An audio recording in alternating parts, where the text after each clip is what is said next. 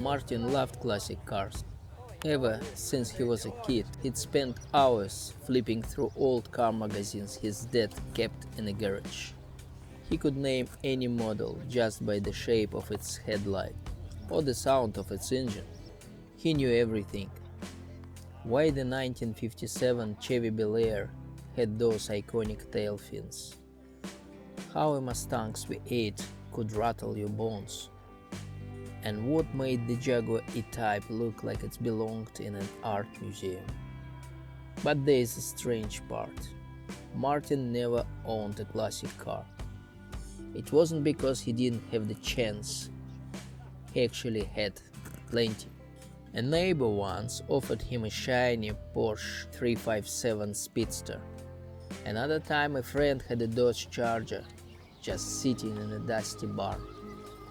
Beautiful cars, great deals, and still Martin walked away. What if it costs too much to fix?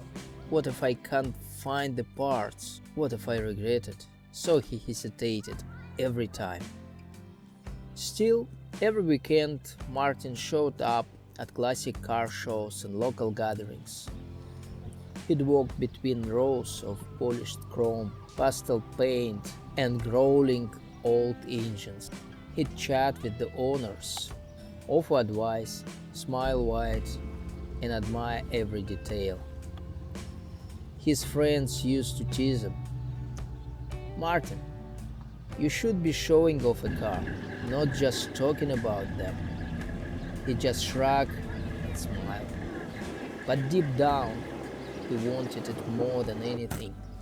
He dreamed of driving a 1968 Pontiac GTO down the back roads, or polishing the fenders of an MG midget on lazy Sunday afternoon. He pictured himself in the garage, tools in hand, oil on his shirt, with nothing but music and engine parts all around him. But still he waited. Years passed. Martin grew older. The car shows stayed part of his life, but the cars started to feel different. Not just machines anymore, they were symbols, or something he hadn't done yet.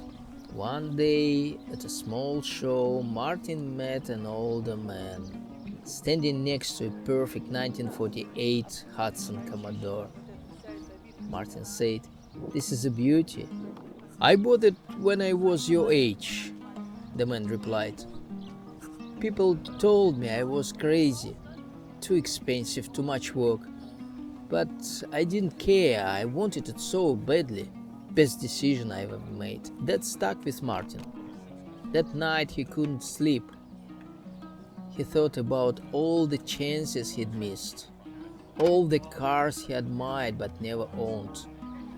And then it hit him. Classic cars weren't just about horsepower or history. They were about dreams, and how long you are willing to wait to chase them. The next weekend, Martin saw a small ad in newspaper. "For sale, 1965 Ford Falcon. Great shape, needs a good home." His heart jumped. He drove out to see it, and as soon as he laid eyes on the car, he knew. The owner, an older woman, handed him the keys. He slid into the seat, turned the key. The engine came alive with smooth, deep rumble. It was perfect. No more hesitation, no more what ifs. By the end of the day, the car was his. The lesson: don't wait forever. The perfect moment might never come, but if something makes your heart race, go for it. Martin finally stopped watching from the sidelines, and he never looked back.